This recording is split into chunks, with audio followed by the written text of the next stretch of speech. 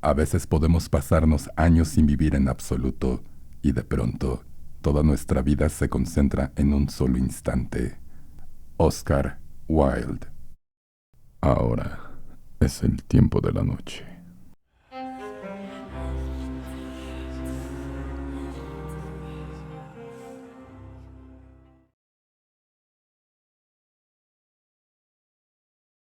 Esta es la última foto de Nirupama Prajapati, tomada momentos antes de que su vida llegara a un abrupto final. El 3 de enero de 2021, Nirupama y sus amigos estaban de picnic cerca de una pintoresca cascada de Kanakund en la India, también conocida como el Gran Cañón de Odisha. Después de comer, el grupo decidió caminar hasta las orillas del embravecido río Ib y hacer algunas fotos para sus redes sociales. Inmediatamente después de tomar esta imagen, Nirupama se centró en capturar la selfie perfecta a lo largo del saliente rocoso. Una de sus compañeras filmó lo que ocurrió a continuación. Un hombre que también estaba haciendo selfies junto a las agitadas aguas perdió el equilibrio y sin querer empujó a Nirupama, haciéndola perder el equilibrio y caer a los rápidos. Las aguas eran poco profundas, pero increíblemente fuertes, y aunque Nirupama consiguió agarrarse brevemente a las rocas, pronto se vio superada por la corriente y arrastrada río abajo. Tras 22 agotadoras horas de búsqueda por parte de los bomberos y sus seres queridos, los restos de Nirupama fueron localizados al día siguiente en una grieta, 400 metros río abajo, encajados bajo una roca. Por desgracia, el caso de Nirupama es uno más en la larga lista de fallecimientos relacionados con selfies en la India. En los últimos años, los turistas han caído desde grandes alturas, han sido atropellados por autos y trenes y han sido mutilados por la fauna salvaje. Todo ello mientras intentaban tomar la selfie perfecta. En 2018, por ejemplo, un hombre en el mismo estado de Odisha fue atacado por un oso salvaje después de intentar posar para una foto con él. En otro incidente, un turista japonés intentaba hacerse una selfie en el Taj Mahal cuando resbaló y cayó por una escalera. Estos tan solo son un par de ejemplos. Según un estudio, se han producido al menos 379 muertes relacionadas con selfies en los últimos 13 años, muchas más que los 90 encuentros mortales con tiburones durante el mismo periodo de tiempo. Por desgracia, la búsqueda de la foto perfecta puede hacer que algunas personas hagan caso omiso de las preocupaciones de seguridad, dando prioridad a los likes sobre sus propias vidas. El gobierno hindú, así como muchos otros gobiernos de todo el mundo, están empezando a tomar medidas contra esta creciente epidemia mediante la implementación de zonas de no selfie, sobre todo en zonas con fuertes caídas y masas de agua. Es mejor vivir el momento que arriesgarse a morir por él.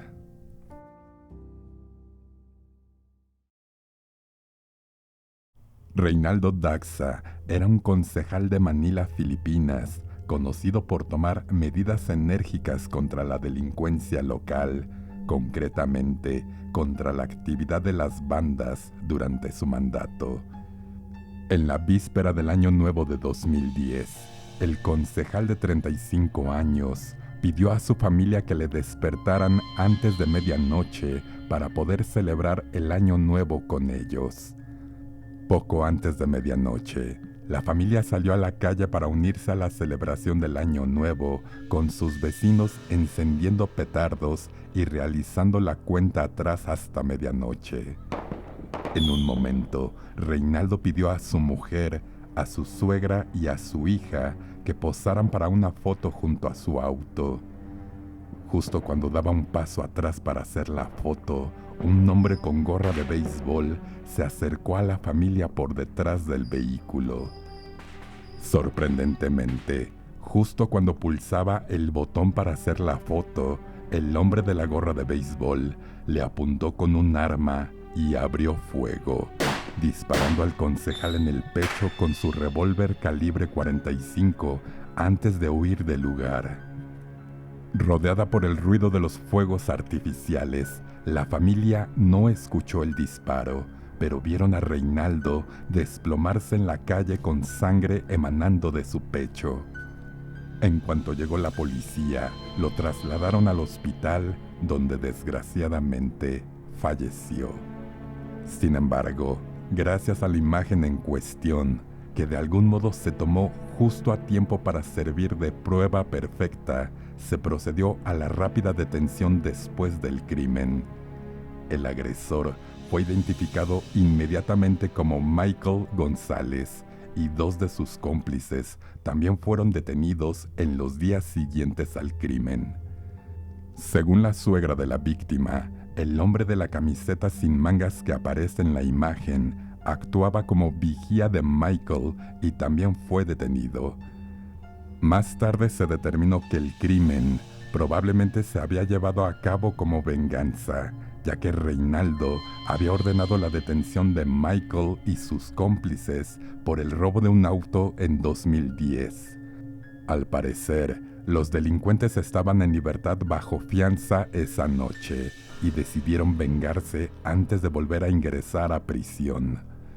Por desgracia, nada volverá a ser lo mismo para la familia de Reinaldo, pero al menos la foto fue suficiente para capturar a sus asesinos y dar a los seres queridos del concejal una sensación de cierre.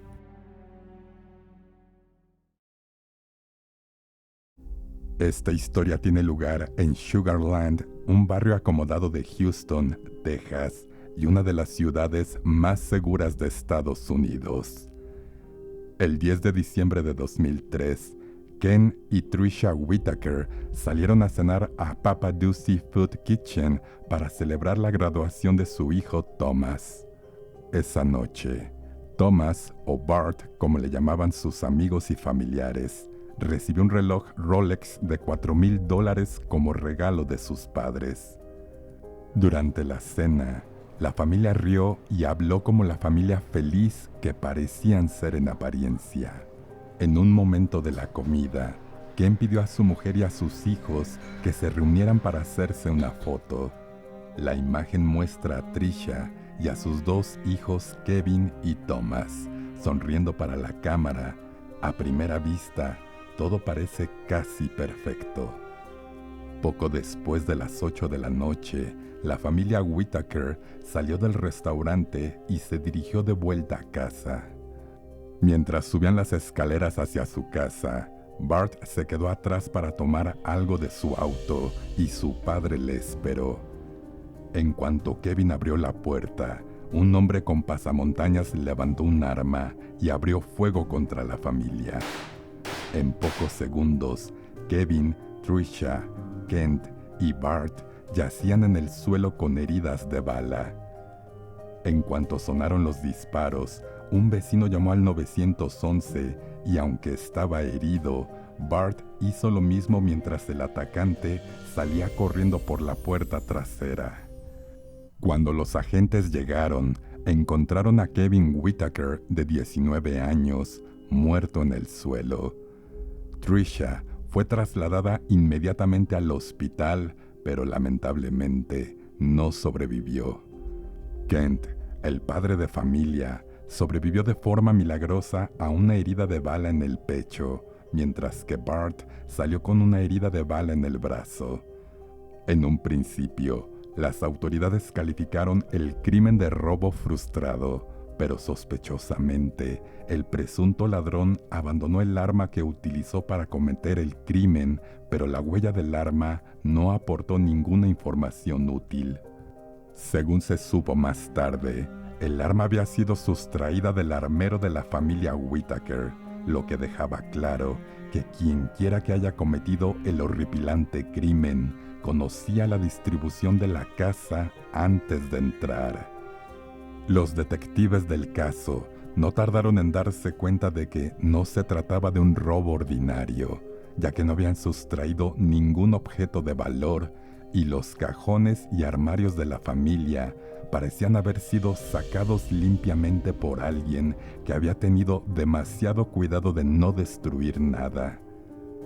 Al día siguiente de los asesinatos, los detectives descubrieron que Bart ocultaba algo a sus padres. No solo no se había graduado en la universidad, sino que en realidad era un estudiante de primer año de manera condicional por no asistir a sus clases y tenía un promedio sumamente bajo. Aproximadamente una semana después del horrible crimen, Kent y Bart fueron al funeral de Kevin y Trisha, al que asistieron más de 1000 residentes de Sugar Land que nunca habían oído hablar de un crimen tan brutal cometido en su ciudad. Varios agentes de la ley estuvieron en el funeral, no para llorar a las víctimas, sino para vigilar de cerca a Bart Whitaker. La noche anterior al funeral, un antiguo compañero de habitación de Bart, llamado Adam Heap, había ido a la comisaría y había hecho una revelación espeluznante. Según el informe policial, Adam mencionó a los policías que un día de 2001, Bart se había acercado a él y le había hablado de un elaborado plan para asesinar a su familia con el fin de heredar su casa y cerca de $1 millón del seguro de vida. Adam afirmó que Bart incluso le había ofrecido una parte del dinero de la herencia si accedía a matar a su familia, mediante un robo que habría salido mal y dispararle en el brazo en el proceso para que pareciera más creíble. Cuantos más detalles revelaba Adam sobre la escalofriante conversación, más se daban cuenta los policías de que el plan del que había hablado Bart con su compañero era extrañamente similar a los hechos que tuvieron lugar aquella fatídica noche de diciembre de 2003. Durante el interrogatorio de Adam, salió a relucir el nombre de otros 2 amigos de Bart de la universidad, Chris y Stephen. Chris y Stephen trabajaban en el mismo club de campo que Bart, y cuando los policías analizaron su ADN y enviaron muestras, encontraron una coincidencia perfecta con lo hallado en la escena del crimen. Cuando los detectives se acercaron a los sospechosos, Bart se dio cuenta de que tenía problemas. Una noche, unos 7 meses después de los asesinatos, le dijo a su padre que iba a salir al club y nunca volvió. Las autoridades lo buscaron por todas partes, pero parecía que había desaparecido sin dejar rastro. Como Bart no aparecía por ninguna parte, la policía centró sus esfuerzos en presionar a Chris y a Steven. Finalmente, Steven se derrumbó bajo la presión del interrogatorio y admitió que había sido él el conductor de la fuga la noche del crimen. Chris había sido el tirador y Bart lo había orquestado todo. Steven incluso condujo a la policía hasta una bolsa que había sido arrojada desde un puente al lago Conroe, que contenía pruebas físicas irrefutables, como fotos de radios bidireccionales y munición que coincidía con los casquillos encontrados en la escena del crimen. Casi 2 años después del crimen, Steven y Chris fueron detenidos, pero Bart seguía sin aparecer. Sin que la policía lo supiera, Bart había empezado una nueva vida en México. Tenía un pequeño apartamento, un trabajo en una tienda de muebles e incluso una novia. Más tarde se descubrió que Bart había mentido a la familia de su novia e inventado una historia muy convincente sobre su pasado, alegando que había recibido un disparo en el hombro mientras servía en Afganistán. 1 año y medio después de los asesinatos, un hombre llamado Rudy Ríos llamó a la policía y confesó que, aproximadamente 1 año antes, Bart le había pagado $3,000 para que le permitiera asumir su identidad y huir a México. En septiembre de 2005, Bart fue detenido en México extraditado y acusado del asesinato de su madre y su hermano. Según se descubrió más tarde, había intentado llevar a cabo el plan en varias ocasiones con otros compañeros de cuarto y amigos, pero siempre parecía que algo se le interponía en su camino. En una entrevista, Bart afirmó que cuando planeaba los asesinatos, funcionaba con un piloto automático y estaba lo más cerca de la insensibilidad que puede estar un ser humano. Tras el juicio, Bart fue condenado a la pena capital, una decisión contra la que su padre presionó durante años. Su padre alegó que su ejecución solo lo convertiría en víctima una vez más y que ya había sufrido lo suficiente. En febrero de 2018, justo 40 minutos antes de la ejecución programada de Bart mediante inyección letal, el gobernador decidió perdonarle la vida. Al día de hoy, Bart sigue en prisión, donde permanecerá el resto de su vida. Milagrosamente, Kent ha perdonado a su hijo, se ha vuelto a casar e incluso ha escrito un libro sobre su experiencia titulado Asesinato en Familia, la increíble historia real de la traición de un hijo y el perdón de un padre. Para muchas personas, el aspecto más inquietante de todo este caso es el hecho de que en esta última imagen de la familia, Bart sabía muy bien que si todo iba según lo planeado, toda su familia a su alrededor estaría muerta media hora después. Si el contenido ha sido de tu agrado, por favor, compártelo con un familiar o amigo. Agradecería mucho tu like y que te suscribas al canal para más contenido. La noche debe de caer. Soy Darcy. Buena luna.